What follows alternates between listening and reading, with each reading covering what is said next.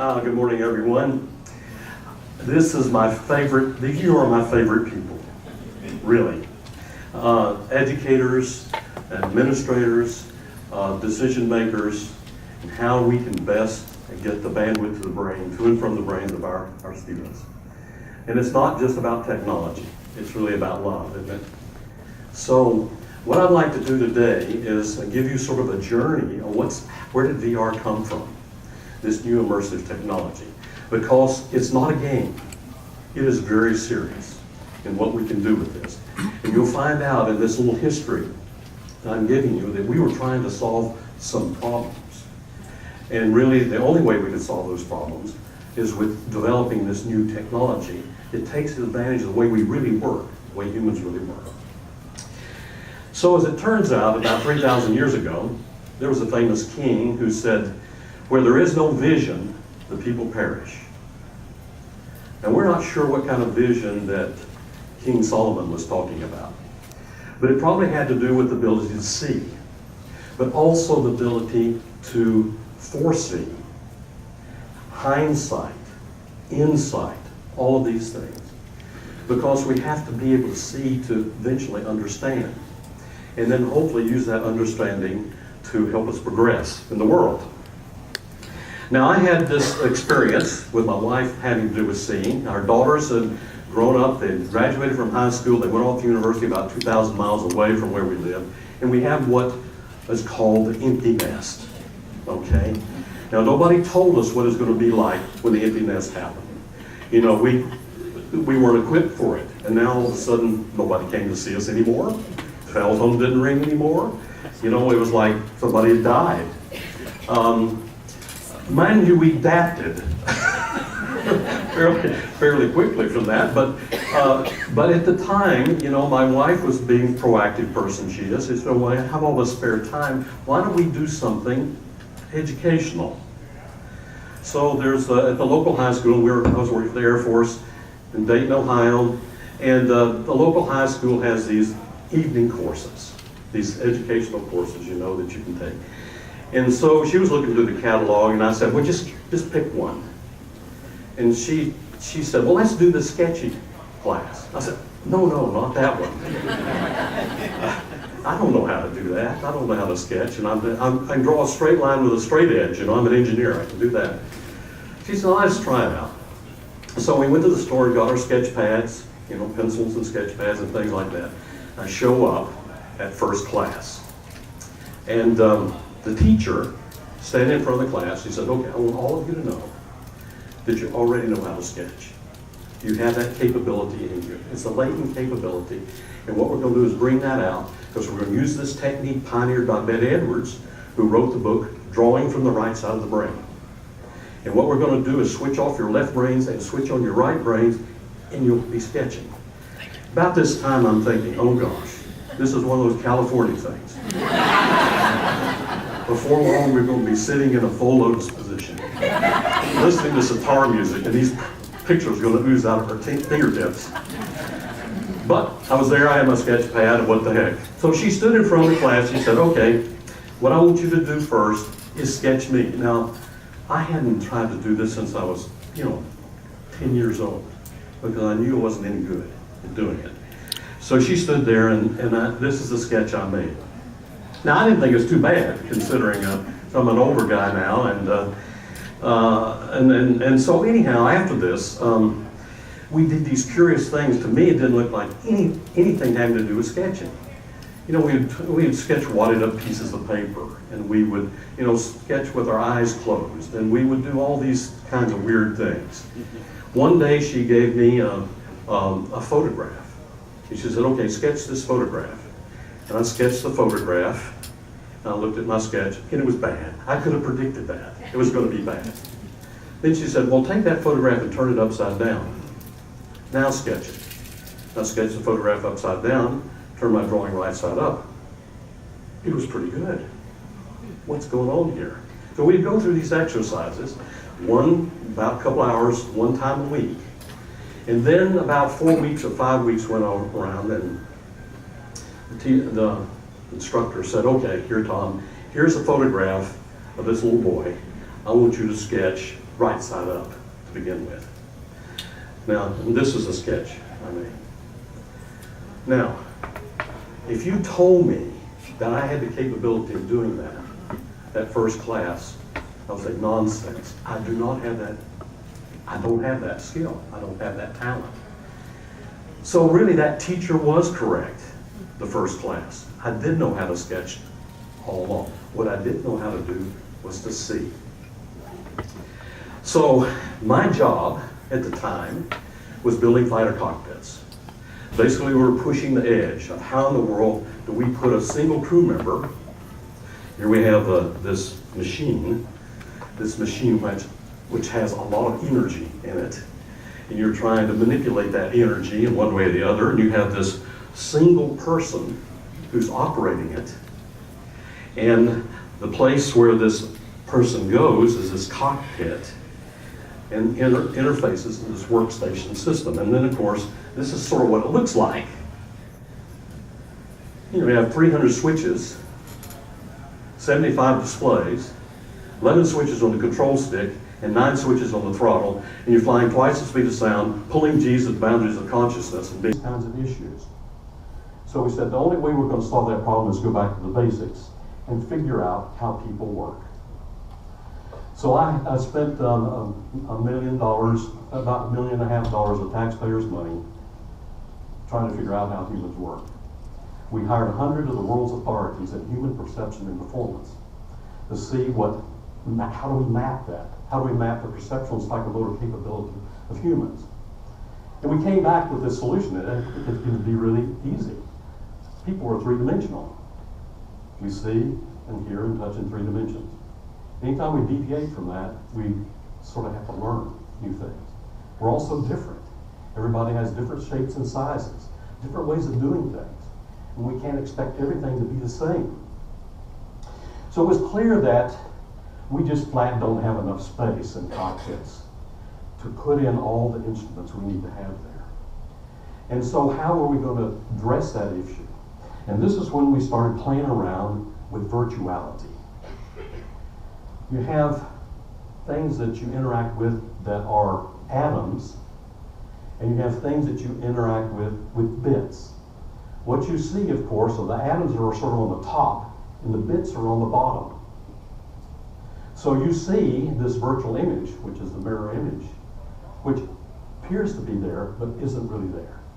And the term virtual reality comes from optical physics. It's all about an image that appears to be located in space, but isn't really there. So, how in the world are we going to get a virtual image into the pilot's eyes to be able to see that? So I started working on that technology. Here you see Lieutenant Furness in 1967 wearing the world's first head-mounted display. It's a monocular display, see on the left here. It projects a 30-degree field of view image from a miniature cathode ray tube out into space, infinity collimating. Now, the thing is, you had to know where that was pointed. So on the right-hand side, you see Lieutenant Furness wearing the very first head tracking system to be used in cockpits. And so we realized that, gee, if we put these two together, which is another system, in 1971 we were building, where we're tracking head position and doing display at the same time. In this case, this display is what we call a see-through display, or an augmented reality display. So you basically are projecting an image on the visor, but you always know where the visor is. That way you can call up the information you need and superimpose it over the real world in order to solve that problem. So when we finally got around to many applications of this, it completely changed the dynamic in the way pilots would interact with cockpits. And for example, in the F-16 aircraft, there are about 50 computers on board, as I mentioned before. And how in the world do you interact with 50 computers at one time? I mean, you have a computer for air data, for stability augmentation, for propulsion management, for your electronic warfare system, your weapons stores, all these kinds of things. As a matter of fact, if you ever have a power failure in the main electrical bus of the aircraft, it ain't going to be a good day. Because, the plane tends to fall out of the air. Stability augmentation. We do that in order to get performance out of the aircraft. It's right on the edge in terms of stability. So, yeah, the plane tends to swap ends. The bloody end goes to the front and the pointy end goes to the back. And you sort of have to leave the office really fast. So, how were we going to solve that problem? We went back to the basics of this virtual reality and said, well, what if we build a cockpit the pilot can wear? And you have a circumambulance of visual information, acoustic information, tactile information. You're plugging into this, and now you're in this virtual space. And all the information is fused together from all those computers into a big picture that is interactive. So the idea was to convert this is F-14 cockpit, F-18 cockpit, to something that looks like this. It's a picture. Picture's worth 1,000 words. 2 pictures are worth 2,000 words. No picture takes 100,000 words. So what this is the fusion of all that information. This is what you see flying at night at low altitude and high speed with various bits of information here that are giving you where you are operating the airplane. Now in daylight you see through it. So you see the real world but with information scattered about. All right, now we're doing this in the mid-70s. And what we're trying to do, of course, is develop it so that it's practical and affordable. Now, in order to make sure this works, we had to build simulators. So one of the simulators I built was a Darth Vader simulator. The Darth Vader simulator in 1981 is an amazing helmet. 120-degree field of view, stereographic, 16-bit electromagnetic tracking, speech input, eye control, all this kind of stuff going on. You have the magic gloves you're wearing and things like that.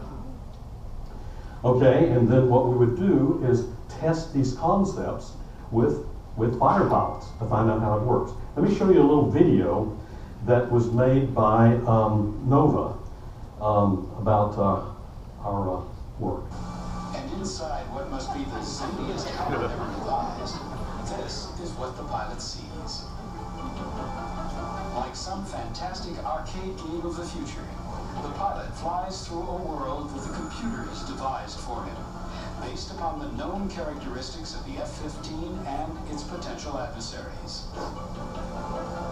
In this Tron-like 3D arena, he can take off and land, navigate to preset coordinates, and he can fire his guns if need be, there is still a gun, and activate his missiles, all by voice control. The engineers readily admit that these futuristic concepts are likely to remain impractical for at least the next 8 to 10 years. And clearly, no pilot could be persuaded to dogfight pulling G's with a ridiculous contraption like this. But it is only experimental. And advances in miniaturizing the high-resolution TV screens that will project the graphic displays onto the inside of the visor have already led to the development of a new and much more feasible flying helmet currently under test. But even more unusual ideas are being developed at Wright-Patterson. This man is switching switches simply by looking at them. Using infrared lasers, sensors in his helmet read his eye position from moment to moment so that computers can identify the switch he's looking at. And down the corridor, the tiny magnetic fields given off by the brain activity of this research volunteer are being analyzed by a superconducting device known simply as SQUID. Controlling fighter aircraft systems simply by thinking is, some researchers claim, no more than 30 years away. Okay, when do you think that video was made?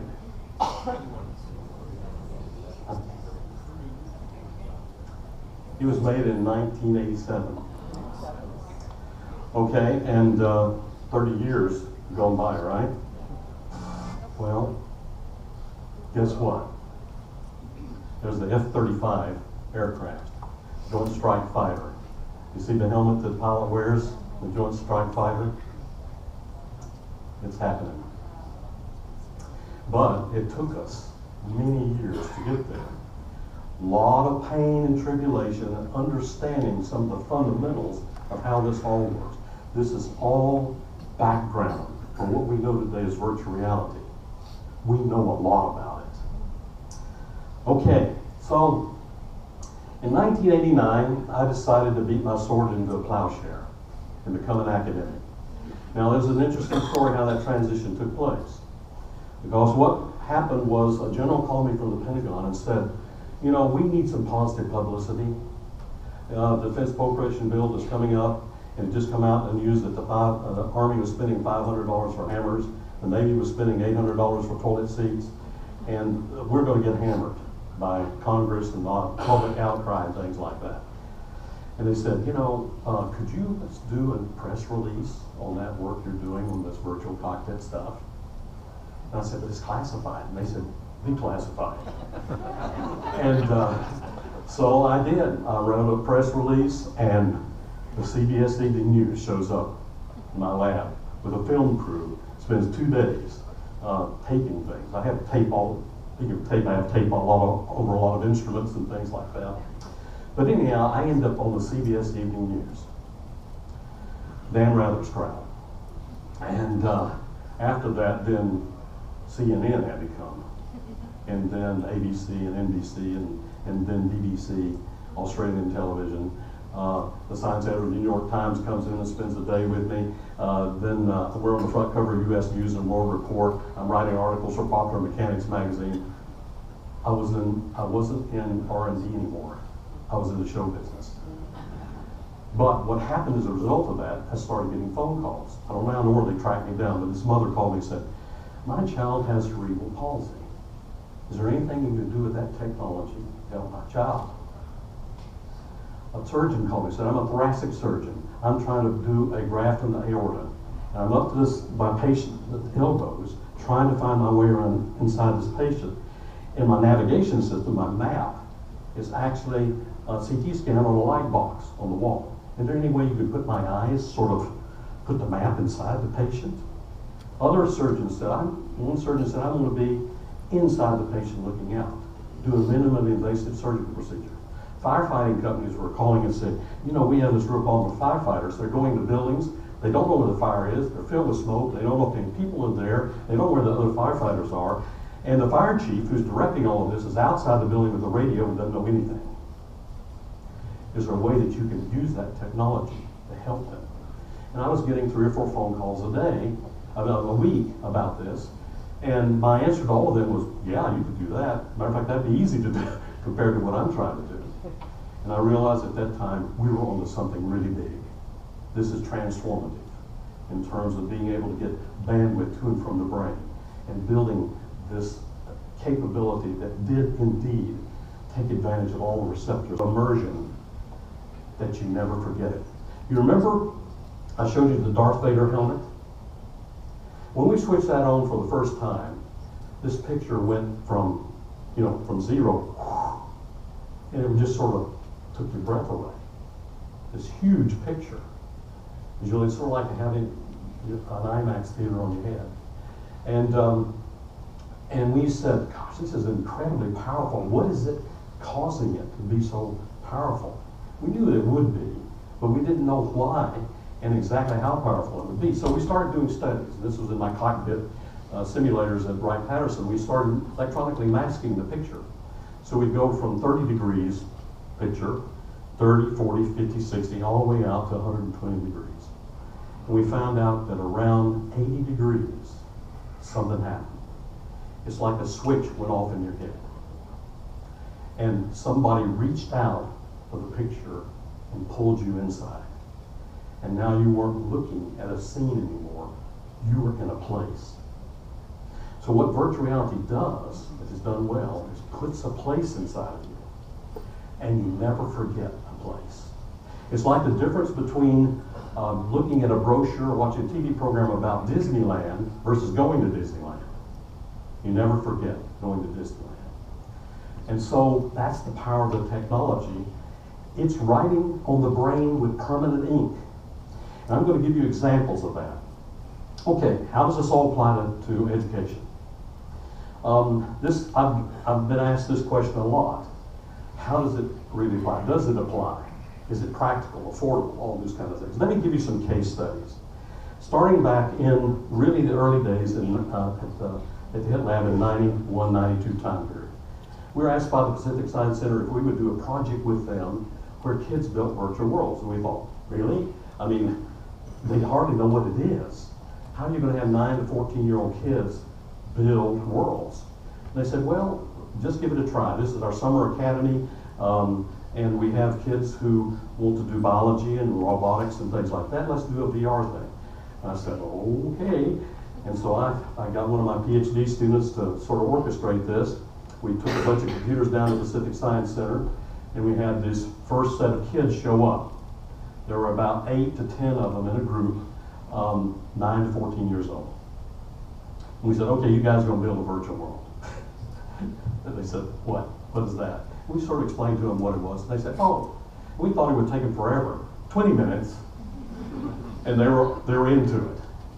And what we did is we gave them a polygon allowance. Each kid had a number of polygons, a set number of polygons they could spend for their part of the world, because we had limited how much processing we could do at that time. Because we had to run this on a $500,000 graphics processor in order to go into your virtual world. Okay, so they built these incredible worlds. Beautiful, I mean, detailed, thoughtful, whimsical. Here you see the Spike world for intense anxiety. And Mr. Mountain on the right-hand side. These kids built in 4 days. And then the 5th day, they came up to my lab at the university and went inside their world. And the 2 years that we did this, over 12 total sessions, there was no violence in any of them. It was interesting when they sat around the table deciding what to build, boys and girls. The guys said, yeah, let's shoot this or let's shoot that. The girls were saying, why would you ever want to do that? You're building a new world, why would you want to do that? The guys would say, well, yeah, why would we want to do that? And it was beautiful. This came out of their own mind and their own hearts. We didn't choreograph anything. We let them start from scratch, learn the fundamental tools, and get on with it. So that led to other things. Garfield High School. We approached the chemistry department and said, you know, we'd like to explore the use of this new technology for teaching complex subjects, like chemistry, high school chemistry. Would you work with us? And they said, sure. And so we asked them, well, what is the most difficult subject? What part, the module in high school chemistry? And they said, well, kids don't really get electron orbitals. And could you do something about that? And we said, sure, we'll go to work at that. So what we did was we said, okay, let's compare the traditional method of the way we think about electron orbitals versus what you would do in VR. So we had 3 treatments with the students in high school chemistry.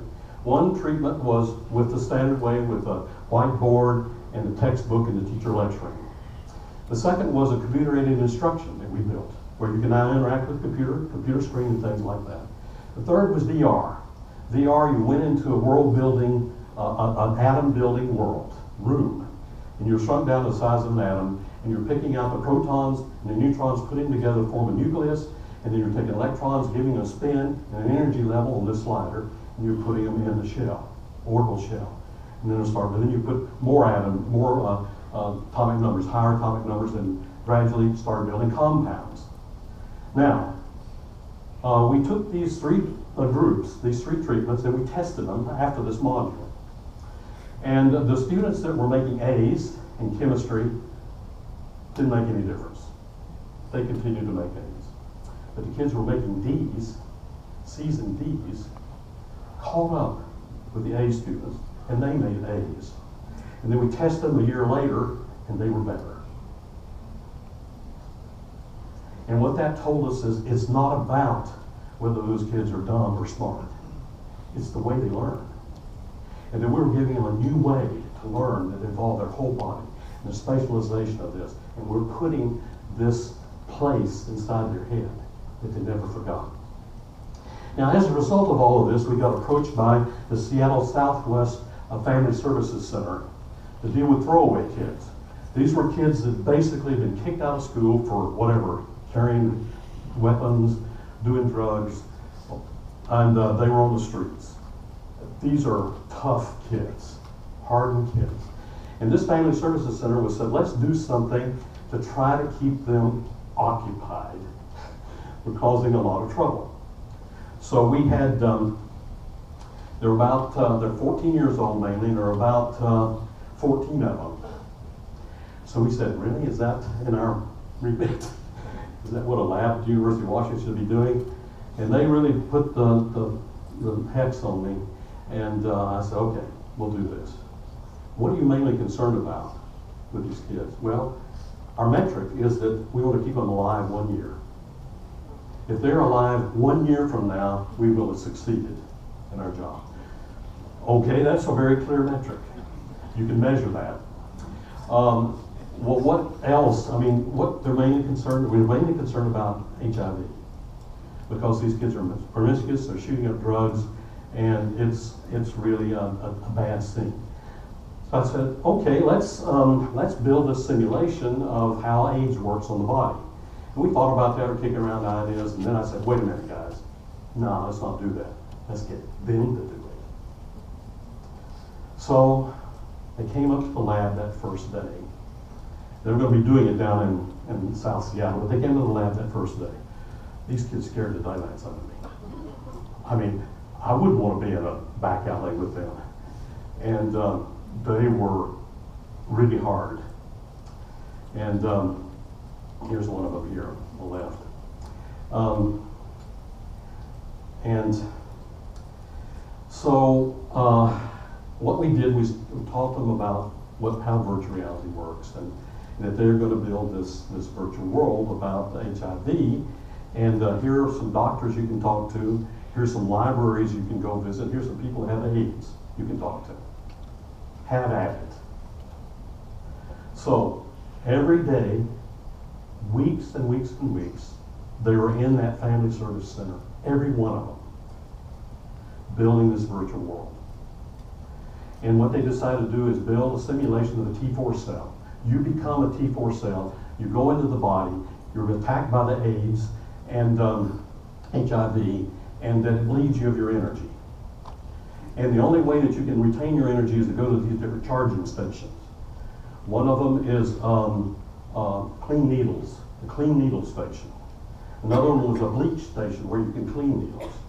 Then there was a station of a condom station.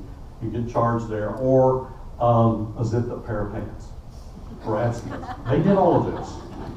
And what we did was link all these things together, and then they come and went into their world. And then they said, well, can we borrow some cameras and make a video of this? Of our playing this game? We said, sure. And they went and made this video. And they wrote a rap song that went with it while they were playing the video. And then they came back and said, can we show this to some other students in the middle schools and high schools of the video we made? I can't believe it, but the city let them do it. And these street kids show up in a classroom. Let me tell you, the class starts sitting up in their chair, and they start telling them about AIDS, show them their video and what they did. And at the end of the year, the city actually hired one of them as an AIDS counselor. Now, again, there was nothing wrong with those kids. They had poor role models, but they were brilliant. Probably why they're in trouble, is because they're mavericks. And so, and it's not necessarily about the technology, it's about giving them access, giving them a chance to do things. Okay, so number 4 is the DRRV. We're funded by US West Foundation. They gave us a couple of $1 million to take it out. So we built the virtual reality roving vehicles. We went out to 8,000 kids in Washington State and the state of Nebraska. And we wanted them to see what virtual reality was like. And if you see the dates here, 95, 96. And about 350 of the students built worlds. Catalog Middle School was one of them, built a wetlands project, nitrogen cycle. And again, we found, the power of this it goes way beyond just experiencing a virtual world, it's building the virtual world, where you can use your creativity to put together this world that represents your knowledge of the subject. Then we did a project with the Boeing Museum of Flight, Starship. The Starship project was to actually fly a starship into the heavens and study astrobiology, find out what it takes to support life on other planets. So in this starship, what we do was create a pretend starship. And I had students, again, my lab had students from not only all of engineering, but art and drama and music, oceans and fisheries, medical school, dental school, nursing school, psychology, geography, the College of Built Environment. All of these students were working there in my lab. And so we put our heads together and built this starship, this simulation.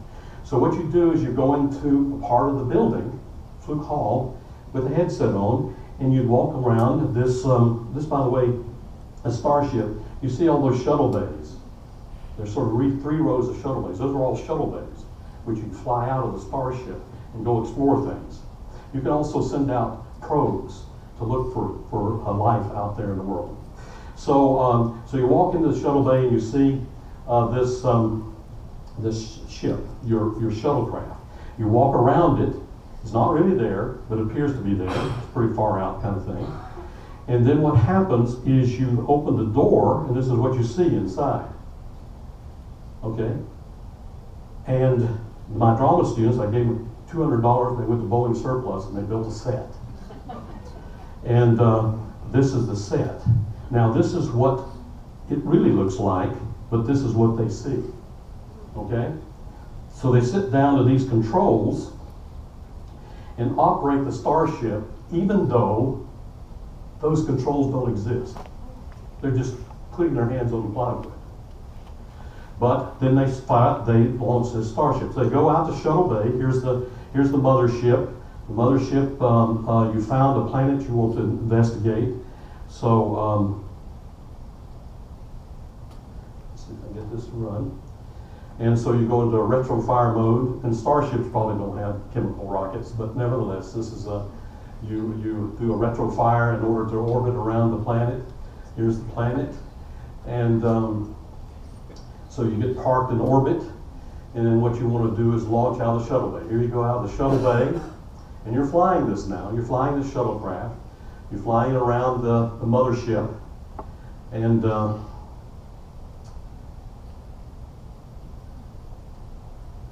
then what you're going to do, of course, is go through an entry, atmospheric entry, into this planet.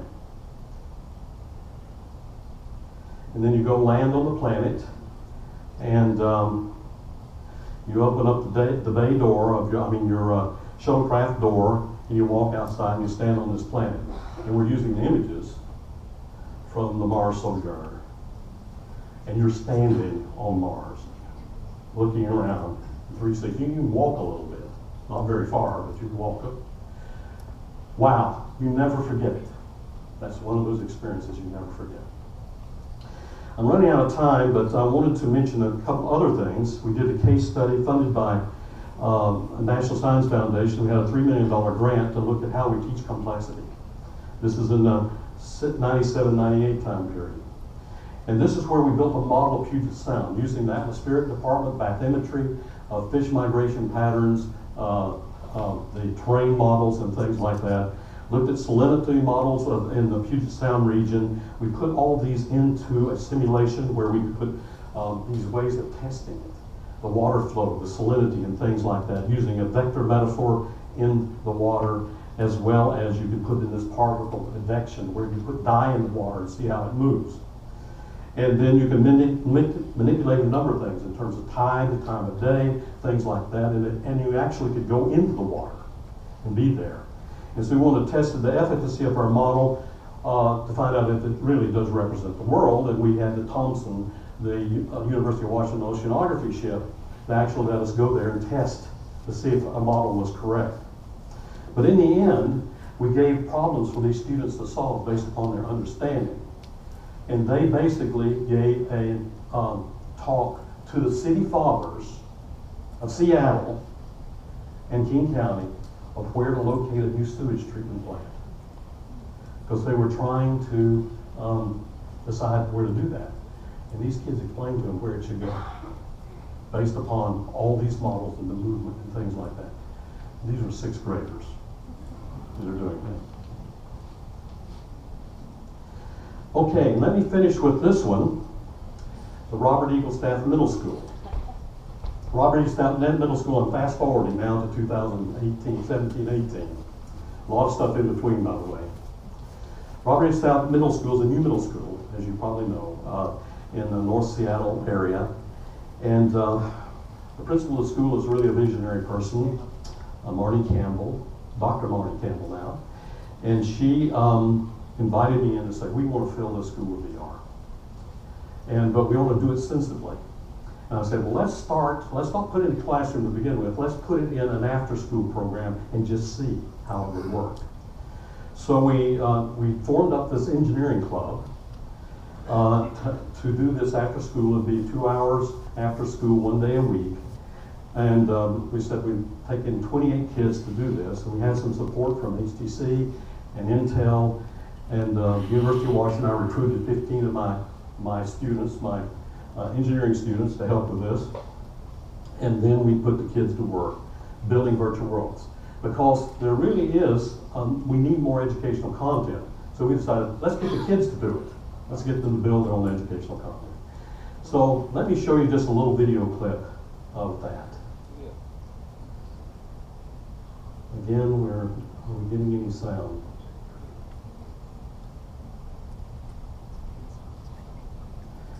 Okay, I'm going to do something here that may make it better.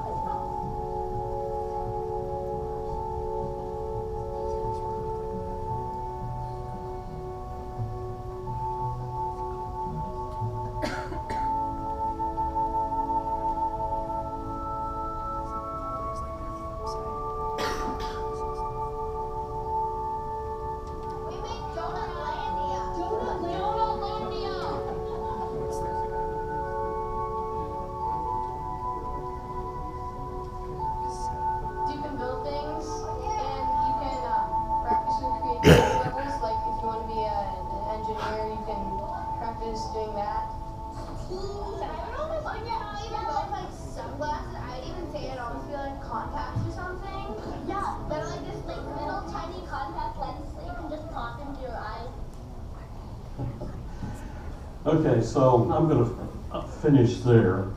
Let me just tell you one other little story. A few years ago, when I hadn't been in Seattle very long, and news had come out about my working on virtual reality, and I got this phone call from some fourth graders at an elementary school in North Seattle. And they said, we wondered if you could come up and have lunch with us. We want to talk to you about virtual reality.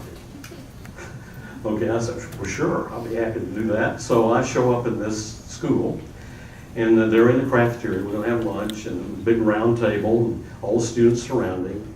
And they said, well, we're glad you could come. We want to talk to you about virtual frogs. And I said, okay, virtual frogs. Why virtual frogs? And they said, well, we're really concerned that there are all those 9th grade and 10th grade students around the country who are dissecting real frogs. So you're having to kill all those frogs in order to see what's on the inside. Now, if there were virtual frogs, you wouldn't have to do that. As a matter of fact, you could actually interact with them. You could shrink yourself to 1 inch high and see a frog's eye view of the world. You could shrink yourself to 1 millimeter and you could crawl up a frog and go in the mouth and slide down the esophagus and come out at the other end. And all this, I'm thinking, good grief, these are better ideas than my grad students.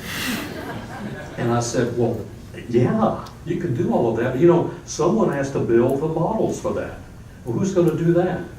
And this one kid across the table looked at me indignantly and said, we are. We're the only ones that have any imagination. Kid's right. So let me invite you to join the Virtual World Society. You are able to do that easily for free membership for the MicroTech people. Let me show you that. And there's some amazing things that are coming along. Just put this, you go to virtualworldsociety.org, TechFest 18 VWS, and you're in. And this way you can track what's going on in this pushing the frontier, and especially the humanitarian uses of the technology. It's here, it's happening. What we need to do is use it sensibly. It's like splitting the atom. We're unleashing enormous power with this. And we have to use it responsibly. And having the pull from this community is important. We now have had long enough, we've had the push. Now we need the pull of the actual application of it. Thank you very much.